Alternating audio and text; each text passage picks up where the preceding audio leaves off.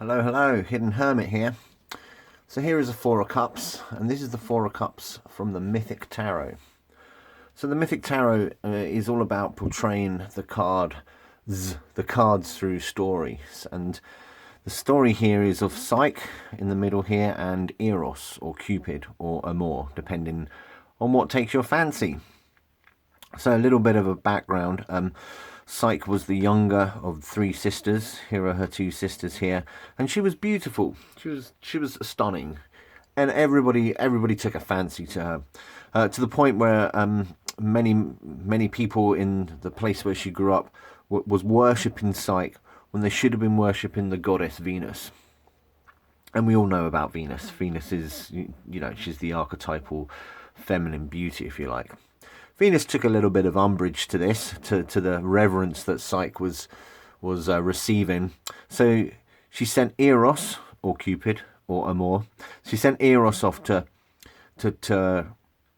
let fly an arrow to her, so she would fall in love with the first monster she would see.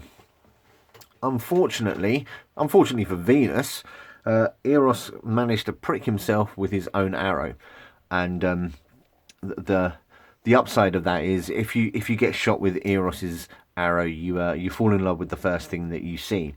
The intention was that Psyche would see the first monster. I don't know how they were going to engineer that. It's been a long time since I read The Golden Ass, which is where the story is elucidated in its most complete form. Yeah, I can't really remember, to be honest. But anyway, so Eros pricks himself with his own arrow, and as he was kind of stalking Psyche, he falls in love with her. The story then progresses, and as gods do, Eros engineered a marriage with Psyche, and he marries her, or rather, she marries him in darkness. She doesn't get to see what Eros looks like. Subsequently, Psyche is living in the temple of Eros, and she's well attended to. She's fed well. She leads a luxurious and well, not so much happy, but every need is provided for her. Her husband visits her every night in the cover of darkness, and as a husband, he's tender and loving. So Psyche begins to get used to the affections of her husband, despite the fact that she never sees her. She requests that her sisters come and visit her, and her sisters are beautiful on a mundane level. In some stories, they're described as ugly, which is a little bit potentially unfair, I would say. But Eros allows Zephyr, the east wind, to carry her sisters up to his temple here. Now, her sisters, seeing her affluent and luxurious lifestyle, they get jealous, obviously. And here we have the scene here, which is a representative of the Four of Cups, where her sisters are whispering into Psyche's ear as well. Who is this husband? What's his deal? He must be a monster. He must be really ugly if he won't let you see you in the daylight, in the light, as it were. And these whisperings, of course, worry Psyche. She starts to get a bit, okay, despite the fact that she was coming around to this idea, because Eros was such a attentive, kind and loving husband, despite the fact that she couldn't see him.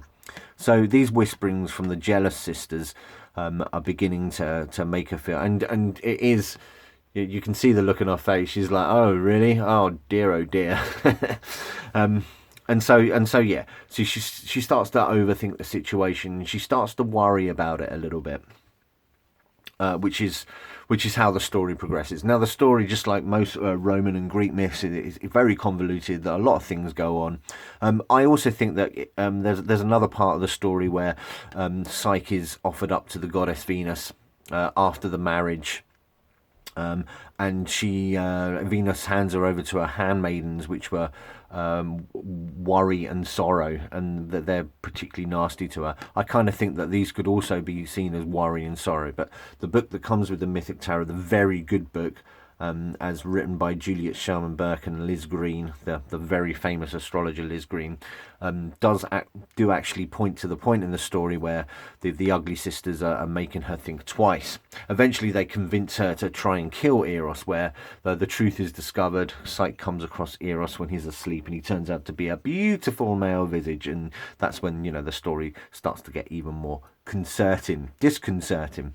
However, this scene of the Four of Cups, it does it's a good way of portraying the Four of Cups as a story, because these sisters represent those inner voices that are kind of, you know, are playing on your fears and your discontent and your worry and your doubts, if you like.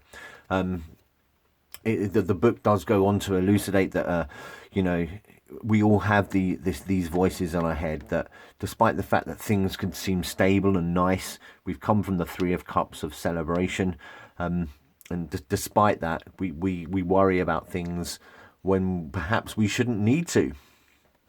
So it's a good illustration. Also, you know, you have this water in the background here. Four of Cups is, of course, in the water element. It is the moon in Cancer, if you like. But it does kind of, I get the vibe. I think it's a beautiful way of doing it. So that's the Mythic Tarot. Here is the same image from the new Mythic Tarot, which is pretty much the same, just a little bit updated. There you go. I do prefer the original 1996, 98 deck of cards. I just think the images are a little more earthy. So there you go. So this is the Four of Cups from the Mythic Tarot, the story of Psyche and Eros, the moment when the sisters come along and portray that inner voice, those inner doubts, the creeping suspicion, if you like. It's a good way of portraying it. So there you go, the Four of Cups from the Mythic Tarot.